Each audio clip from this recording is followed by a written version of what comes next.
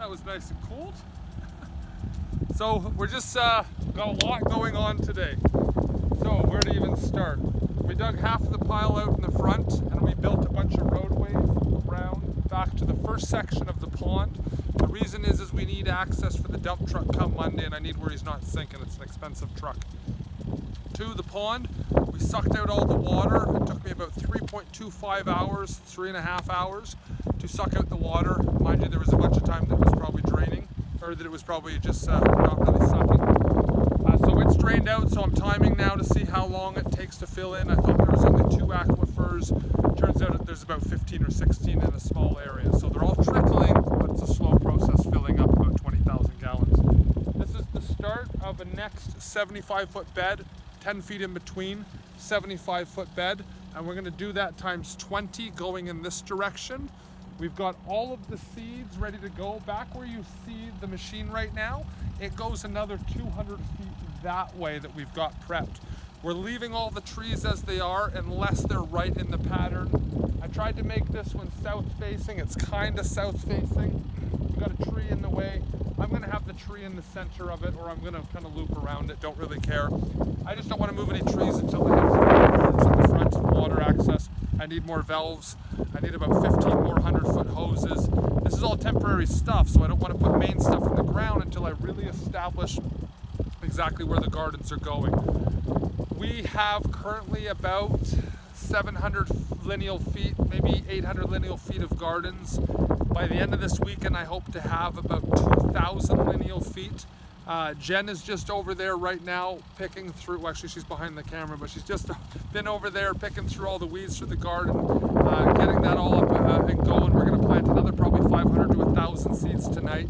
I'm assuming in 2 weeks from now we'll have about another 10 to 20,000 seeds planted, and then we'll really start producing. The problem is it's been so cold around here. We haven't had the ability to grow. It's been really cold. We've only had the first signs of summer in the last 2 weeks. Hopefully that means that we go into September, October with more warmer weathers, which will suck because that'll mean my winter is postponed, and that's not what I want this season. However, it gives me more time to prepare. Long and short of it, we're hoping in the next 2 weeks, so about 20,000 seeds planted, about a ½ acre of the pond dug. We need that water, so I have to do it simultaneously. I don't have a choice. I got the kids coming on Tuesday. Monday I have to finish up a project. Poor Jeff, poor guy is going to be working a very long shift Monday and Tuesday. Hopefully I can convince him to camp here, and then we don't have to follow trucking protocols because he'll be trucking on site, so it won't really matter. It's just a machine. So I'm getting my machine interior soaked right now. I've made these beds a lot skinnier than previous because I was making them so wide that I didn't have the ability to reach right over. It was too much cantilevering my leg to get in. So I've made it just long enough so I can have about 3.5 feet. 1 foot from each edge is the water. That way each water is going about 3/4 of a foot in each direction. And then I can run 2 lines of water. I've got water coming off in this corner. I need to reinstate a valve to be able to do this. And then I'm going to run it 75 feet to start because that's the length of our longest thing. Put the lines out this time, which I didn't do last time. I caused myself so many problems by going backwards with everything. This time, dig the bed, rake it out, put the mineral sand on top, put the fish compost, rake it out, put the water lines in, seed directly beside the water lines. This stupid overhead is the worst possible way to water, hands down. It's ridiculous. Weeping, I discovered that I was putting too much pressure to them. I was thinking they needed about 20 to 50 psi to really work, and I was wondering why it was spitting out the first couple minutes. Silly me. I had to reduce it down to about 3 to 5 psi, maybe 15 psi at the very most on long length runs, but wow, what a difference. I can use 1/4 of the water. I get way more growth out of my plants. So what I discovered is I'm just gonna start with it right off of the bat. I don't wanna go through this crap anymore. I don't wanna have to worry about that I don't have enough water, even though I'm gonna try to create about 200,000 gallons of water with the pond. We're gonna go about 70 to 80 feet across, 700 feet long, and about 25 to 30 feet deep. I'm gonna bring it deep into the hard ground squarish. Once I get into the blue clay, I'm going to go at about an 18 to 25% slope. As soon as I get into the sand, I'm going to go more like a 30% slope. So it's going to look like square, slight slope, a bit steeper slope, and that way I can taper off the top, make it more like a sandy beach for the kids. This is going to be my kids' private oasis. I'm trying to keep them busy.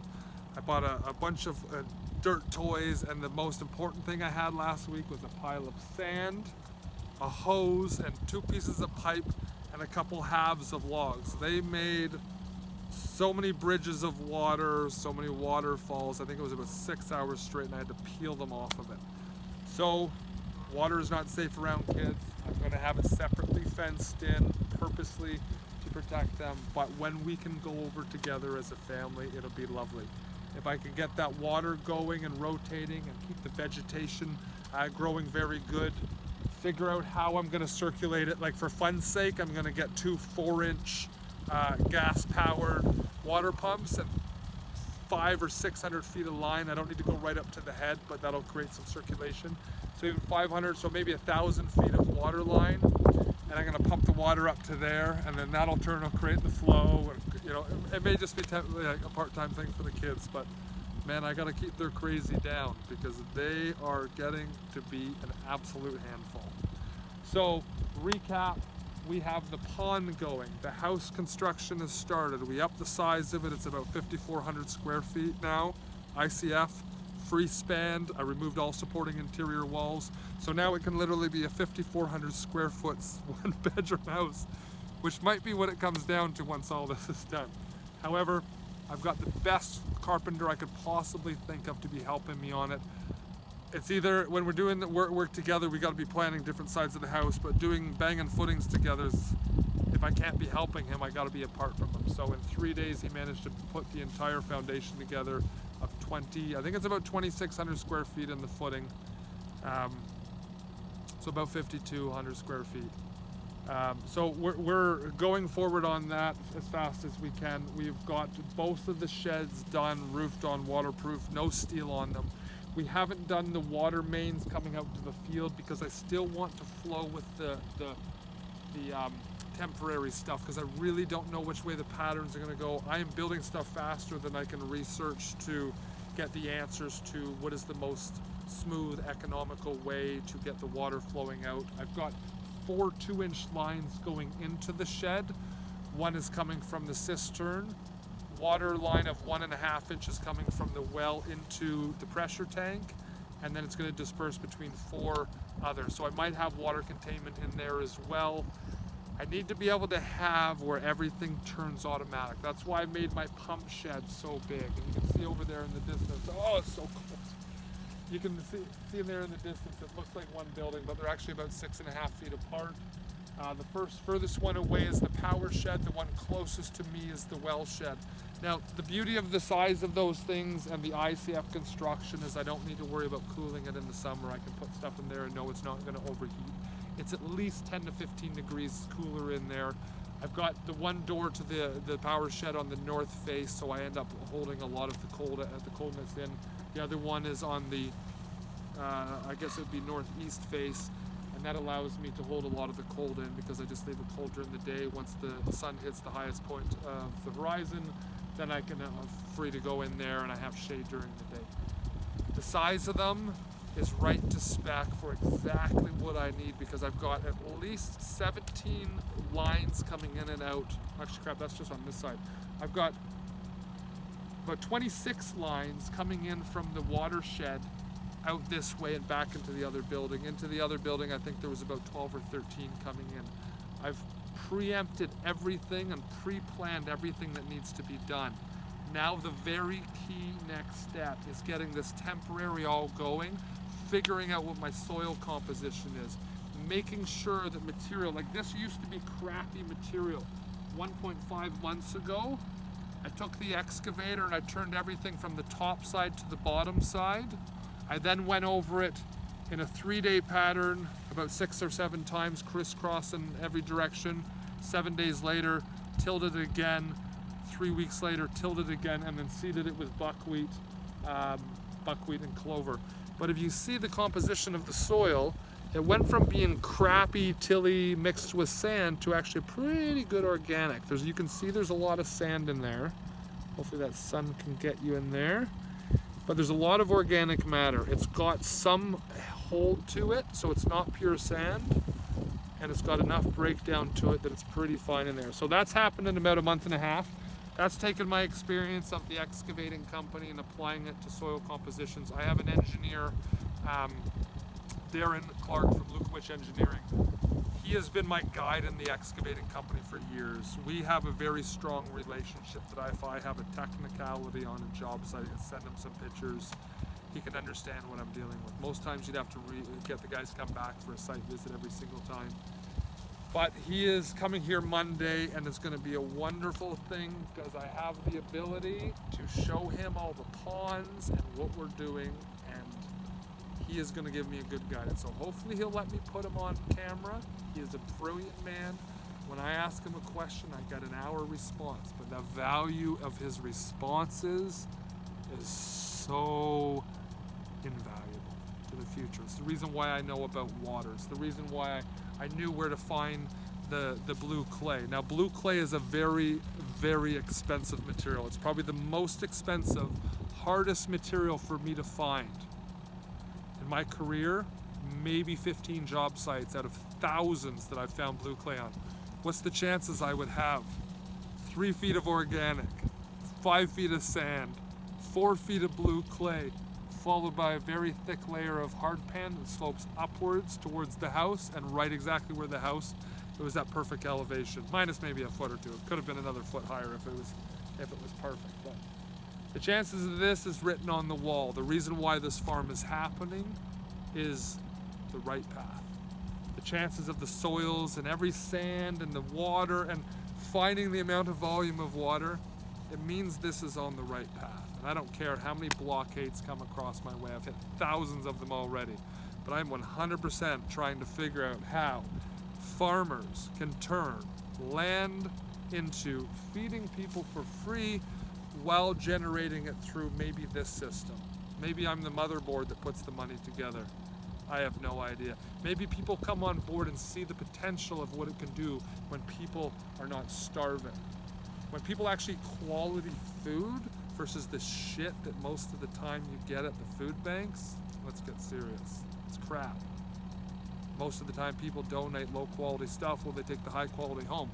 Pure organic, it will be organic certified. And it's going free until COVID is done to the food banks. We dropped off our first batch the other day. It was a massive garbage bag of, what is that, Swiss chard. And I think there was about 6 or 7 radishes, and it was only 15 pounds, and I couldn't even believe it. I thought for sure, because it was a duffel bag. So it goes to show you how much more I need to grow. So as you can see, it goes about 300 feet in that direction, 300 feet across, and that next section, so 300 feet, about 300 feet across.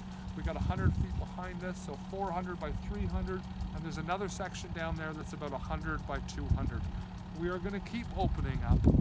As I get this pond dug out and find out where all of the small Douglas firs and balsams are, so that I can transplant them to the front berm, I have to create a wind block on this property.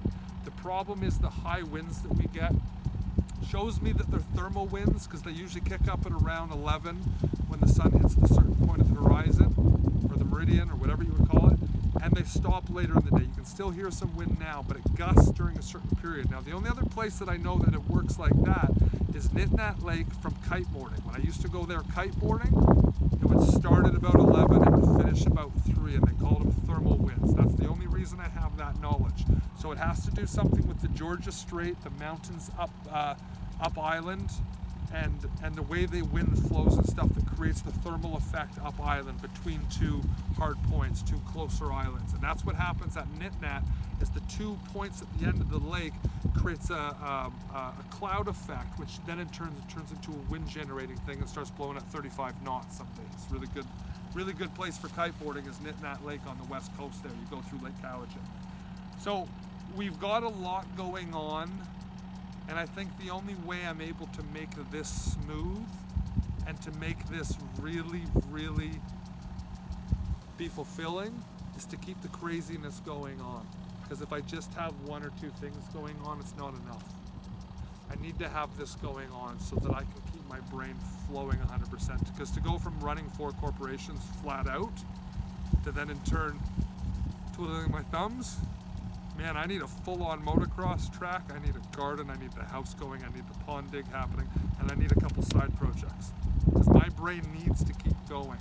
The only way I'm going to get my recovery back again and start feeling my body normal again is by pushing as hard as I can, because there's only one way to grow a muscle, is to push it as hard as you possibly can. Thank you from Clark Pacific Excavating and Rainflower Farms for all your help, your knowledge, and we are over 120 subscribers on TikTok now. YouTube, we're only about 27, but we think that's going to change in the next little while. Have a wonderful day and take care.